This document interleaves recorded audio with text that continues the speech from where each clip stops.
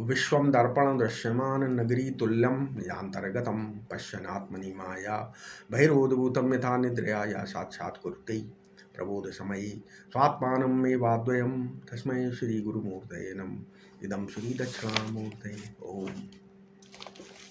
हम बता रहे थे ज्ञान। अब इसमें बताते हैं ज्ञान और प्रत्यय का क्या संबंध है ना इस वीडियो में। तो ज्ञान की तरंग का नाम प्रत्यय है, ज्ञान की तरंग का नाम प्रत्यय है। विशिष्ट ज्ञान प्रत्यय रूप ही होता है ना। तो प्रत्यय का जन्म होता है और मरण हो जाता है। ज्ञान एक अनंत महासमुद्र है, उसमें अनादि अनिवर्चनीय अज्ञान मूलक पूर्व पूर्व विषय संस्कारों के निमित्त से तरह तरह की प्रत्यय रूप तरंगे उठती रहती है, उसी में खेलती हैं और अस्त हो जाती हैं। तो प्रत्यय आते जाते हैं, किंतु जिस ज्ञान समुद्र की ये तरंगे हैं वो अविराम बना रहता है। ये अखंड ज्ञान ही निर्विशेष आत्मा है। आत्मा न विषय के भीतर है ना, और न बाहर। आत्मा के बाहर भीतर कुछ नहीं होता है। ये तो बाहर भीतर का प्रकाशक है। पहले मैं हूँ ये अनुभव होता है नहीं, बाद में ये घट है, ये मोबाइल है, ऐसा अनुभव होता है। तो देखो हमसे घट की सिद्धि हो रही है या घट से हमारी सिद्धि हो रही है। ये घट पट मठ इत्यादि की विशिष्ट बुद्धियां जो हो रही हैं, मालूम पड़ रही हैं और मिट जाती हैं नहीं।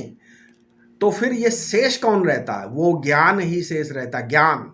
ज्ञान ही शेष रहता है। यानी घट को और घटाकार वृत्ति को, फिर पहले घट को, फिर घटाकार वृत्ति को, पट को, फिर पटाकार वृत्ति को जिसने देखा, अर्थात विषय और प्रत्यय दोनों को जिसने देखा वो शेष रहता है। तो आत्मा विकार और विकारी का साक्षी है। जो आत्मा बदलते हुए विषयों और प्रत्ययों का साक्षी है वो विषय या विषयानुभूति से उत्पन्न ज्ञान नहीं है, अपितु दोनों का अधिष्ठान है, अपरोक्ष है, अपना आत्मा है। ठीक है। वृत्ति ज्ञान और स्वरूप ज्ञान में क्या अंतर है?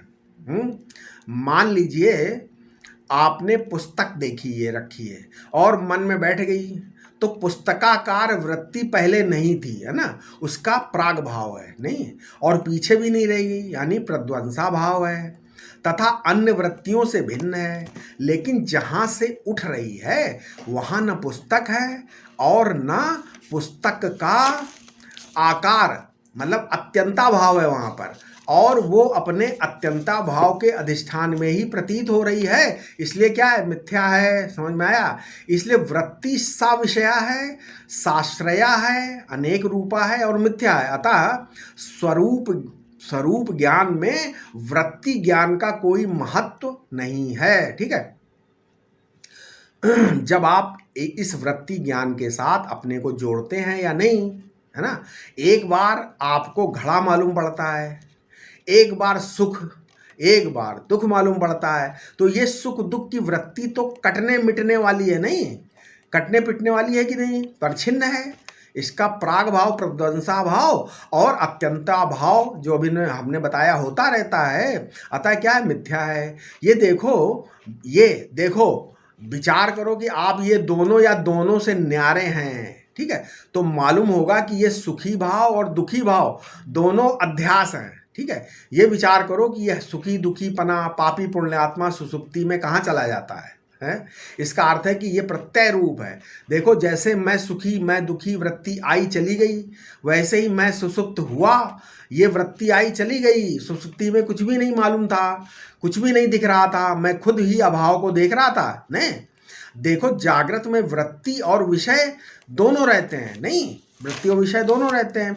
स्वप्न में वृत्ति ही विषय बनती है और सुसुप्ति में क्या होता है? वृत्ति और विषय दोनों नहीं रहते हैं। तो दोनों का न होना कौन देखता है? हैं? आप सुसुप्ति में सोए नहीं थे, आप जग रहे थे कि नहीं। इसीलिए श्रुति बोलती क्या? नहीं दृष्टुर्दृष्टे विपरिलोपो विद्यते अविनाशित्वात्। उस समय तुम्हारी दृष्टि का लोप नहीं हुआ था, यानी सोई नहीं थी। ठीक है, मतलब सोई थी वृत्तियां और तुम जाग रहे थे। नहीं, तुम जग रहे थे और वृत्तियां सो रही थी, परंतु जागकर अहम और वृत्तियों का विवेक लुप्त हो गया। ठीक है। अलुप्त बोधात्मा था, है ना, अपना स्वरूप क्या था? अलुप्त बोधात्मा अपना स्वरूप था। वहां सुसुप्ति में देवता इष्ट, उपास्य, वेद सब सो गए सुसुप्ति में। नहीं, इसलिए कहा क्या, तत्र माता अमाता भवती, तत्र पिता अपिता भवति, तत्र देवा देवा भवति, तत्र वेदा वेदा भवति। वेद खुद बोलता है कि वेदों की स्थिति कहाँ है, मनोमय कोश तक है खाली वेद। वेद स्वयं बोलता है कि मैं कहाँ रहता हूँ, बोलता मैं इसकी पहुँच केवल मनोमय कोश तक है, आगे नहीं है। परंतु वहाँ जगता था केवल आत्मा, लेकिन जाग कर बोलते हो मैं सो गया था। तो ये तो क्या हो गया, वदतो व्याघात दोष हो गया। तो मोहजन तदात्म के कारण ये अहम वृत्तियों के सो जाने पर अपने को से सोया हुआ मान लेता है और वृत्तियां आत्मा के अनुभव को अपने ऊपर ले लेती हैं। यही अन्य अध्यास है। उपासना में ईश्वर के सामने अपने को पापी कहने का एक अलग अच्छा, उपासक लोग बोलते हैं मैं पापी हूँ हमें बचा लो, लेकिन उसमें उनका पापी कहने का एक अलग रहस्य है, वो अलग है। इसका रहस्य है कि बिहारी जी उपास्य के सामने, मतलब बिहारी जी यानी उपास के सामने, मतलब आप गए वृंदावन में, बोले मैं पापी हूँ आदि का उच्चारण करने के बाद जो वृत्ति क्या उदय, आपने बोला मैं पापी हूँ महाराज बचा लो, तो उसकी वृत्ति व्याप्ति, उस फल वृत्ति का वर्णन यदि करो तो क्या होगी, तो इसका फल होगा निष्पापो अहम, नहीं इत्याकारक फल वृत्ति होगी, उत्पन्न होगी उससे। देखो पहले पाप का अध्यारोप अपने ऊपर कर लिया था ना, अब उसका अपवाद हो गया। नहीं, वो स्वयं तो ज्यों का त्यों ही बना रहा। वेदांत ज्यों का त्यों रहने वाले आत्मा का बोध कराता है। वो किसी भी अंश में धर्म, उपासना और योग के साधन का खंडन नहीं करता। समझ में आया? आज के नए नए वेदांती जो हैं वो योग का खंडन, धर्म का खंडन, उपासना खंडन नहीं भाई। वेदांत किसी भी अंश में धर्म, उपासना और योग के साधन का खंडन ही नहीं करता। जब आप इस मैं का पता लगाएंगे कि मैं कौन हूँ, वो ना पापी है ना निष्पापी, जब आप इन दोनों से अलग दृष्टा होंगे और जब दृष्टा ही ब्रह्म है ये समझ में आएगा, तो पापी पने की सदैव के लिए निवृत्ति हो जाएगी कि नहीं हो जाएगी? नहीं तो जिसकी आस्था कर्म में है वो कर्म से ही वो पापी बनेगा। बिहारी जी के सामने जाकर माफ़ी मांगेगा और निष्पाप हो जाएगा। फिर दोबारा से वही कर्म करेगा, फिर पापी माना गया, फिर दोबारा जाएगा, फिर वो निष्पाप हो जाए। तो ये जीवन में ये अध्यारोप अपवाद हमेशा चलता रहेगा, नहीं ऐसे बीतता रहेगा। लेकिन आपका मन, आपकी बुद्धि, आपका अंतःकरण मिथ्या है, और मिथ्या ही नहीं मिथ्यावादी भी है। वो आपसे, ये मन जो है आपसे दिन भर 10 बार झूठ बोलता है, आपको पापी पुण्यात्मा बनाता है। नहीं, आश्चर्य है कि आप उसकी बातों को मान भी लेते हैं। देखो ये जो अनादित्व है और अनंतत्व कभी विषय नहीं हो सकते, हमेशा समझो। इसलिए देश काल वस्तु का अनादित्व अनंतत्व कल्पना मूलक है। जब कल्पना के अधिष्ठान में, देखो जब कल्पना के अधिष्ठान में कल्पना ही मिथ्या है, तब कल्पित अनादित्व अनंतत्व भी मिथ्या है कि नहीं? ठीक है, इसलिए आओ उसी अधिष्ठान की जिज्ञासा करें जिसमें पूर्ण निर्भयता है, पूर्ण स्वतंत्र है, पूर्ण समत्व है, पूर्ण संगता है, पूर्ण उदासीनता है, पूर्ण अद्वितीयत्व है। अब जब आप अधिष्ठान में, जब आप स्वतंत्र, आपको पूर्ण स्वतंत्र हो गया, स्वातंत्र हो गए ना आप कुछ भी कर सकते हैं। आप चाहें तो शांत होकर बैठ जाएं, आप चाहें तो समाधि लगाएं। एक बार ज्ञान हो गया तो आप कुछ भी करें ना, अब कुछ तो करोगे, अंतःकरण है तो समाधि लगाओ, चाहे प्रवचन करो, है नहीं। कुछ लोग बोलते हैं आपको ज्ञान हो गया तो आप वहाँ बैठो आके ना हिमालय में उनको ये नहीं मालूम, एक तरफ आप कहते हो कि आप स्वातंत्र हो गए, आप बंधन में नहीं है, तो जब आप मुक्त हो तो मुक्त का तो कोई कर्तव्य नहीं, वो चाहे मौन रहे, है, चाहे वो वक्ता होकर बोले, चाहे वो किताबें लिखे, है ना, चाहे जो कुछ करे ना, वो तो मुक्त हो गया, स्वतंत्र है ना। इसलिए आत्मा के सिद्ध होने से ही सब सिद्ध होता है।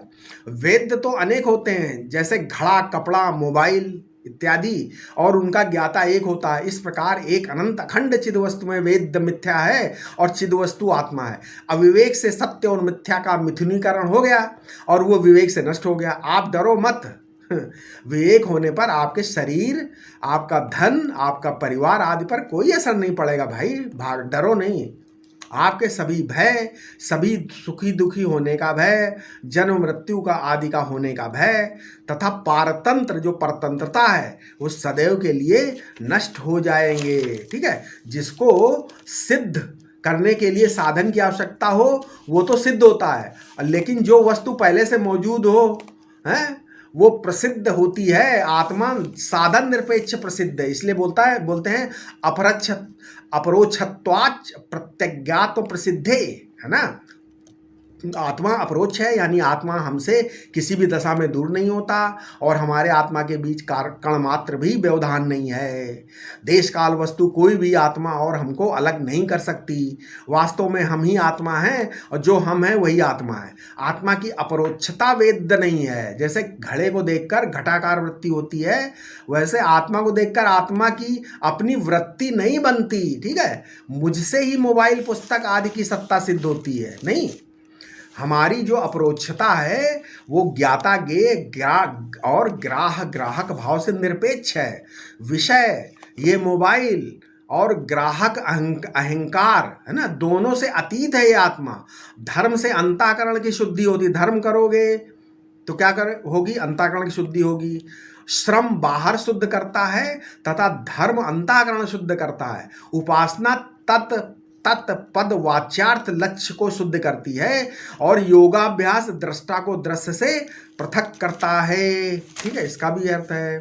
तो योगाभ्यास क्या? दृष्टा से दृश्य को। योग तुम पद वाच्यार्थ को आत्मा लखाता है, लेकिन तत्पद वाच्यार्थ और तुम पद लक्ष्यार्थ वो ग्राहक भेद अभिन्न नहीं होता, अभिन्न नहीं रहता है। जहाँ जो देशावच्छिन्न कालावच्छिन्न द्रव्यावच्छिन्न चैतन है और यहाँ जो देशावच्छिन्न कालावच्छिन्न और द्रव्यावच्छिन्न चैतन है वो अद्वैत ही रहता। विषय ज्ञान और आत्मज्ञान में क्या भेद है? विषय ज्ञान कारण सापेक्ष होता है, करण सापेक्ष, और आत्मज्ञान करण निरपेक्ष। देखो, सृष्टि के आदि और अंत के बारे में जो कुछ कहा जाएगा वो सब कल्पित होगा। हम ईश्वर को यदि आदि जान सकेंगे तो वर्तमान में ही और वर्तमान के द्वारा ही। वर्तमान में एक दृष्टा है और एक दृश्य। दृश्य तो प्रत्यक्ष है और परोक्ष, वो सदैव ही दृष्टा के अधीन रहता है, जबकि दृष्टा नित्य अपरोक्ष है और स्वाधीन है ना। आत्मा दृष्टा साक्षी स्वयं प्रकाश होकर के अवैध रहकर ही अपरोक्ष होता है। यही आत्मा की स्वयं प्रकाशिता है। यह ना तो घट मोबाइल आदि के समान वेद मतलब प्रत्यक्ष है और ना स्वर्ग आदि के समान परोक्ष, किंतु यह प्रत्यगात्मा अपरोक्ष है। देखो, वेदांत कोई व्यवहारिक वस्तु नहीं है। यह आत्मविद्या परोक्ष विद्या नहीं है, ये अपरोक्ष विद्या है। ये कोई रहस्यवाद नहीं है, ये कुंडली जागरण आदि नहीं है, ये साधनाएं नहीं हैं। देखो, कुंडली जागरण आदि साधनाएं नहीं है। वेदांत सैकड़ों मत हैं यहाँ, लेकिन यहाँ ये मत समझो, यहाँ ये समझो कि जिसको ये सब होता है उसी को जानो। यही अपरोक्ष स्वयं प्रकाश प्रत्यगात्मा को जब दृश्य के साथ मिला दिया जाता है तब परिणाम होता है तब ये मैं और ये मेरा, है ना। ठीक है, ये मेरा, जो ये है वही मैं नहीं है, जो ये है वो मैं नहीं है, जो ये और मैं का दृष्टा है वो न ये और न मैं, वो केवल चिन्मात्र आत्मा सदा अपरोक्ष है। ठीक है, आशा है आपको जरूर समझ में आ रहा होगा। इसके आगे हम अपने अगले वीडियो में बताएंगे। ठीक है, ओम शांति शांति शांति।